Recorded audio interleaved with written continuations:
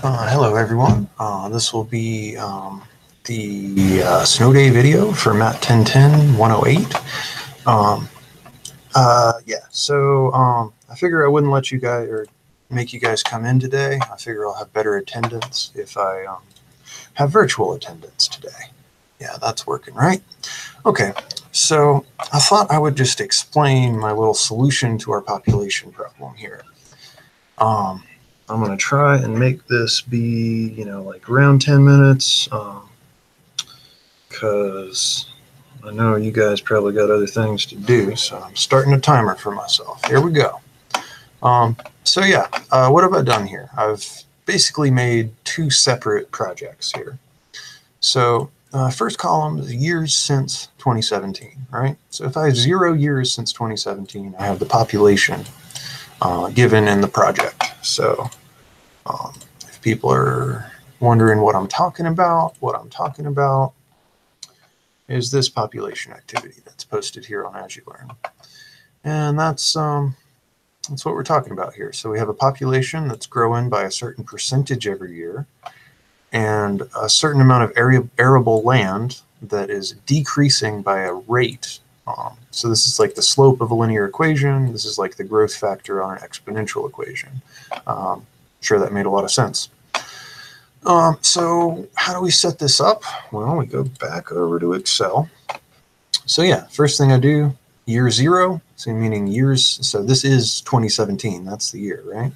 There's a population. I've typed in my arable land as well. And what do I have here? I have population growth. So if you look at this, that's 1.05%. So 0.0105 plus 1, right? So that's my growth factor is what I'd call that. And this is 24 million. That's how much arable land is decreasing by. And then I have this ratio decay. We'll get to that in a second. So the first brush at this project, well, you can see my formulas right here. I'm just subtracting from each cell that constant number there. And so you see I use the dollar signs to freeze that cell right there. And if we move over to population, you see instead of subtracting, I'm multiplying. So this is multiplying by a constant factor. This is subtracting a constant factor. And then this third column just computes the ratio between those two. So C divided by B, whatever row we're on. The idea is, when does that go below 1? Well, right here at 4 years since 2017. Now we're working on 2 years since 2017, so that's kind of rough. One of the things I've done this project a couple times with different classes. One of the things that always bothered me was, well, how about what about the efficiency, our farming efficiency? Doesn't that go up year by year as we make more discoveries or whatever? So I've recreated the first 3 columns. They're exactly the same. Actually, the first 4 columns are exactly the same. But now I've got this added factor, and you can see this in the project description. But there's now the target ratio, the needed arable land ratio, is decreasing every year. And it's doing that by a factor of 0.01 or 1%. Now, the trick there is that if I lose 1% a year, I keep 99% a year. So if we look over here at this formula, we'll see that I'm actually doing a 1 minus this factor there and multiplying that by that target ratio. And I just took the difference there. So this is the actual ratio minus the target ratio. And so we see that if this number goes negative, we now have the real ratio is less than the target ratio, and we have not enough arable land for everyone. So the only other detail here really is that I use this conditional formatting button, and there's a highlight cell rules tab here. And so I used green for greater than and red for less than, and you can define that separately. And that just lets me highlight when we run into trouble. It lets me see those transitions carefully. So let's see, what are the formulas I used to make this happen?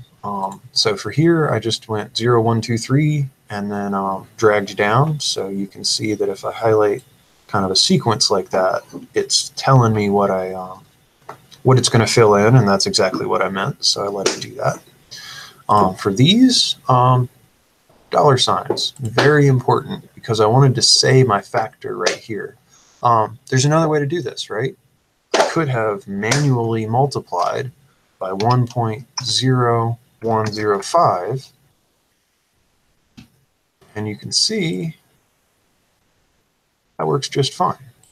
There's nothing wrong with that, except now I can't look over at this nice cell and be like, what am I multiplying by? Oh yeah, that number. So just to see, so I could multiply by the constant factor, but I can also multiply by this cell. But when I do that, I have to make sure that I freeze it at that one cell. Only multiply by H and only multiply by the second row in H. Don't keep going down as this column goes down. Yeah, so that's the short and long of it there. Let's see. I don't know much more I have to say about this.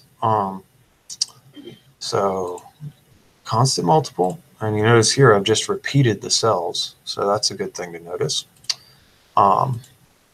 Again, just repeated the cells down. This is where it gets a little, well, yeah, just repeated the cells. Yeah, and then this one, that constant factor with the 1 minus, again, if I'm losing 1%, I'm keeping 99%. So what's 99% of 1? Well, 0.99. And so on down this column. Well, guys, not to whip a dead horse, I hope this helped. I'm just going to click through real quick so you can see my formulas, in case you're having trouble getting those typed in. Right. Well, thanks so much, everybody. I came in under 10 minutes for the first time ever making a video. That's kind of cool. Hope you guys have a wonderful snow day. Make sure to submit this to As You Learn. I'm going to make it due class time tomorrow, I believe. All right, guys, I just got one more thing to show you. Whoa. All right, take it easy, folks.